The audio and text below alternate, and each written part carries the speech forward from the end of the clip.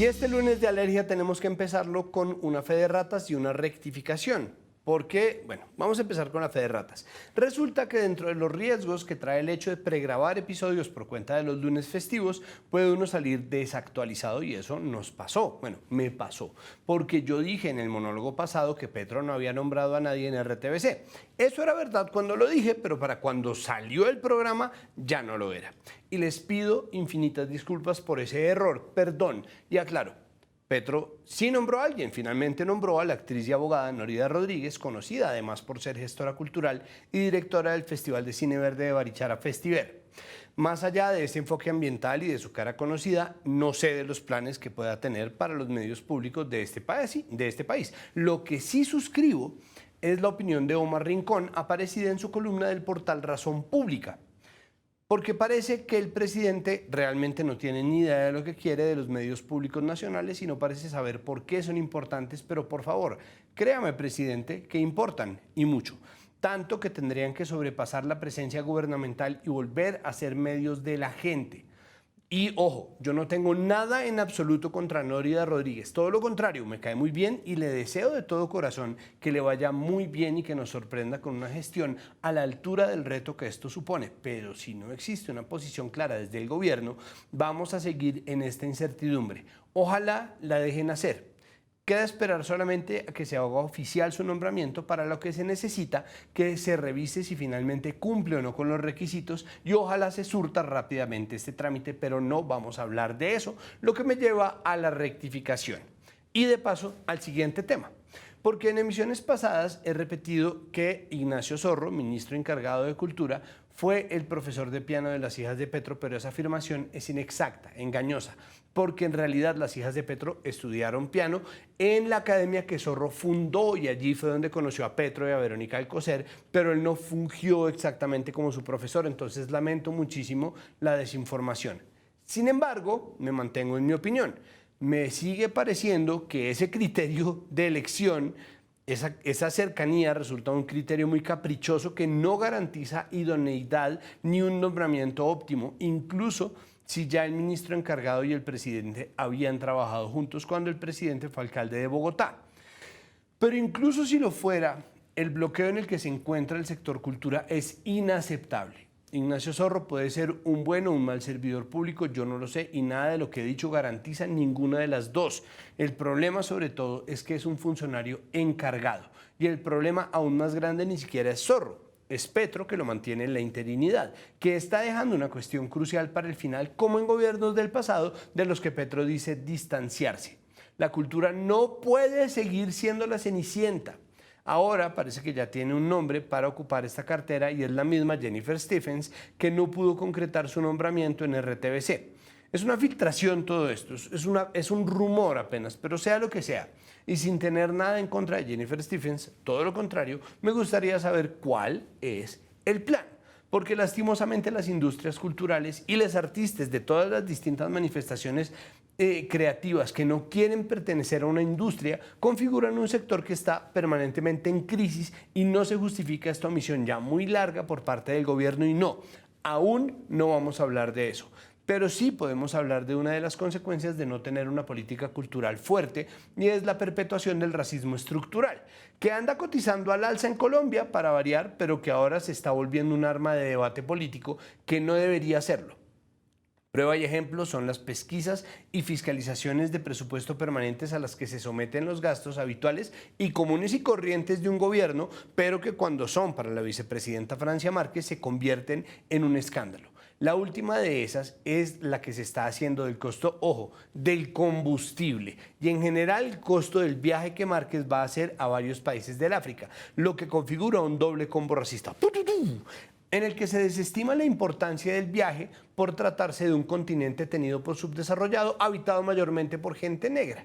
que la opinión pública y los medios tienden a unificar y aplanar como si fuera un solo país y no muchísimos, al que solamente podría ir uno de safari, como María Isabel Rueda salió a decir hace unas semanas, y en el que por el otro lado se vigila intensamente cualquier cosa que haga Francia Márquez sin que se trate realmente de información digna de lo noticioso, porque de ser así, tendríamos entonces un escándalo cada 5 horas que se sumaría al ruido insoportable de los escándalos que ya supone vivir en Colombia por cuenta de lo que cuesta cada cosita que hace un presidente, una vicepresidenta o un ministro por fuera del país o dentro de él. Sorpresa, eso cuesta plata. Y sorpresa, es importante que establezcamos una relación con el África, porque son muchas las cosas que nos unen, producto, en general, de un suceso histórico infame y doloroso y vergonzoso como lo fue la esclavitud, que de cualquier manera nos dejó también muchos regalos y ha aportado a la inmensa diversidad de este país, que es una de sus más grandes riquezas. Pero el racismo estructural no solamente se ensaña contra la gente afrodescendiente o negra, porque tuvimos la oportunidad de ver estupor y miedo en las cuentas de Twitter de varios periodistas como Luis Carlos Vélez, que mostró este video en el que se ve a la Guardia Indígena entrar en formación a la Plaza de Bolívar sin que nadie haga nada, solo para declarar que estaban armados, lo cual es una mentira, porque la Guardia Indígena utiliza bastones, solamente bastones, no armas, y les produjo miedo a Vélez y a Cliqui, obviamente, y a Carlos Pinzón Bueno, que es exministro de Defensa y que como tal debería saber mejor de lo que está hablando, porque de Luisca y de Vicky ya no estamos esperando gran cosa. El hecho de que les preocupara tanto que los indígenas de la Guardia fueran en formación o armados de bastones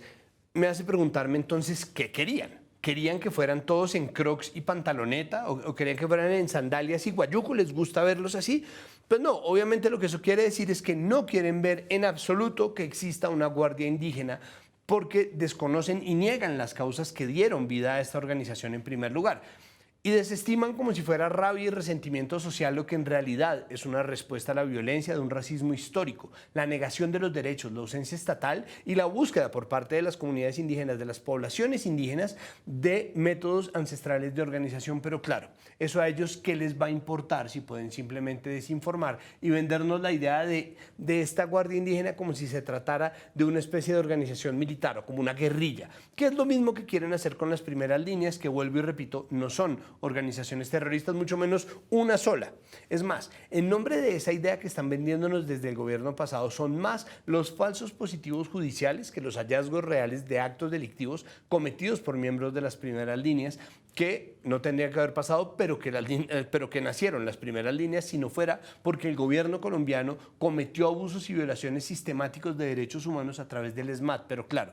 al fiscal Francisco Barbosa se le olvida no solamente que tiene que encontrar a los culpables, también debe liberar a los inocentes y no presentar testimonios falsos, ni tomar solamente las palabras de militares y policías y compañeros de quienes están acusados de violaciones a derechos humanos en el marco de las protestas, ni dilatar los trámites que mantienen a gente inocente encerrada, y aún así eso es lo que está pasando. Pero además a los culpables tampoco los está agarrando, parece, porque una serie de denuncias del portal La Nueva Prensa muestran cómo el fiscal Daniel Hernández recibió alertas suficientes para haber declarado un estado de emergencia y haber llamado equipos de trabajo especial, porque aparentemente sabía de más de 200 asesinatos que iban a ser cometidos por el Clan del Golfo, y en cambio engavetó el caso y dejó que esos crímenes ocurrieran en un pecado de omisión que es grave, gravísimo. Y debería haber una respuesta a estas investigaciones y a estos señalamientos, una respuesta que ocupara todos los niveles y se hiciera desde todas las facetas. Y por eso el presidente Petro dijo que se ocuparía de esto con el ministro de Justicia y le pidió al fiscal Barbosa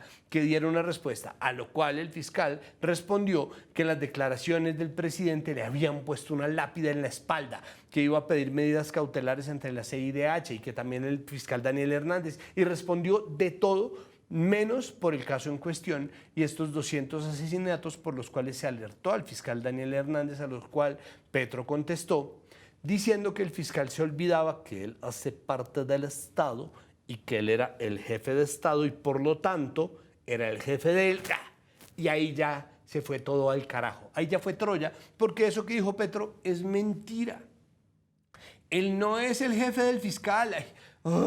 Gustavo Francisco, íbamos tan bien. Tenías toda la razón en pedir cuentas a la fiscalía, porque es que el fiscal debe responderle a la nación y tú, Gustavo Francisco, eres el presidente, pero el jefe de verdad. Y entonces, claro, salió Barbosa, que parece que anda de candidato o precandidato o subcandidato, a decir que Petro prácticamente estaba convirtiéndose en un dictador. Entonces, Petro sí desconoció la separación de poderes con esa declaración tan boba, por la cual además la Corte Suprema de Justicia le reclamó con toda la razón. Pero ahí está la diferencia precisamente. Por un lado, la Corte Suprema de Justicia le pidió que rectificara sus declaraciones equivocadas, mientras que Barbosa, en un acto completamente histriónico y ridículo, simplemente salió a graduarlo de dictador. Y esta declaración, la revista de Gabo y Vicky la adopta sin cuestionamientos y sin matices de ningún tipo. Y todo el país sigue en esa pelotera. ¿Y saben qué sigue sin ser respondido? Nada que tenga que ver con las investigaciones contra el Clan del Golfo por parte del fiscal Barbosa, y eso se volvió también responsabilidad de Petro, que por irse de lengua metió la conversación en una dinámica completamente distinta a la que se debía. La confrontación sigue y obviamente va a seguir, pese a que Petro acató el llamado de la Corte Suprema de Justicia y sacó este comunicado en el que dice que respeta la separación de poderes y rectifica aclarando que él no es el jefe del fiscal general. Muy bien hecho, muy bien. Eso era lo que tocaba hacer, porque esta es una pelea que debería ganar quien primero haya cedido, pero queda hecho el daño de haber propulsado a Barbosa en sus intenciones políticas, y no vamos a hablar de eso. Y no vamos a hablar de lo que mucha gente viene diciendo desde que Petro fue elegido y que se convirtió en un tropo de algunos medios, que se estalló con su discurso del 1 de mayo y con esta discusión del fiscal, y es que Petro va a convocar una constituyente para hacerse reelegir y para un montón de cosas, lo cual es una locura. Es una locura porque para convocarla tiene que contar con el Congreso, y Petro, a duras penas, a trancas y mochas, está teniendo una coalición y una bancada de gobierno, pero además porque tendríamos que ver el tropiezo enorme que está sufriendo el proceso constitucional chileno, que va a un segundo round a ser redactado otra vez con un triunfo de la ultraderecha, que ahora va a tener que hacer una nueva constitución a su medida, lo cual es muy lamentable para quienes soñamos con mejores países y con sociedades más abiertas para toda la gente. A ver, Petro no solamente no ha dicho que quiera hacer una constituyente, él es plenamente consciente de que cualquier iniciativa de este estilo va a terminar teniendo más embuchados que artículos favorables para él. Por eso es poco probable que tras 9 meses y contando de pelearse con todas las facetas de la opinión pública, incluyendo quienes estamos a su favor en la mayoría de los temas, quisiera apenas pensar en sugerirlo.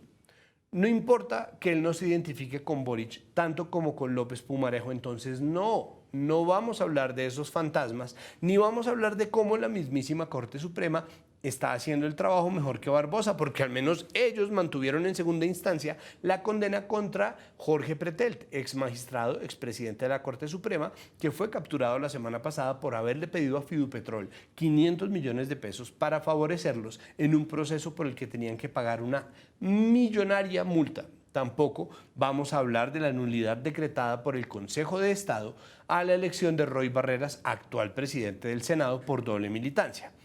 Aunque no le declararon la muerte política con pérdida de investidura, es un golpe a la ya diezmada coalición del gobierno en el Congreso, en el que hoy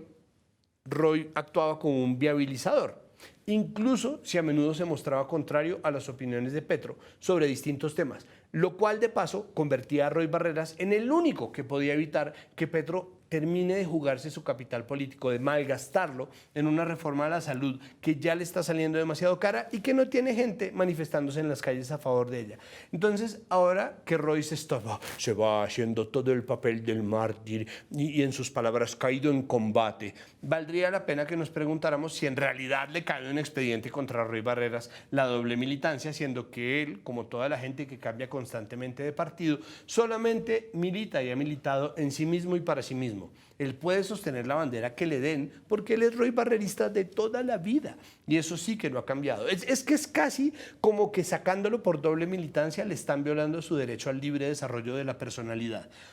Dicho esto, Roy dice que no va a apelar la sentencia porque él mismo pensaba renunciar por cuenta de su lucha contra un cáncer de colon, en la cual le deseamos todo el éxito y la salud. Habrá que ver si luego es capaz de cambiar el partido que ya formó él mismo, la Fuerza de la Paz, por otro. Pero por ahora no vamos a hablar de eso. En cambio, vamos a hablar del más reciente logro de Roy Barreras como presidente del Senado antes de perder su elección. Porque con la coalición rota y las voces apocalípticas de siempre, igual se aprobó bastante rápido en el Congreso el Plan Nacional de Desarrollo.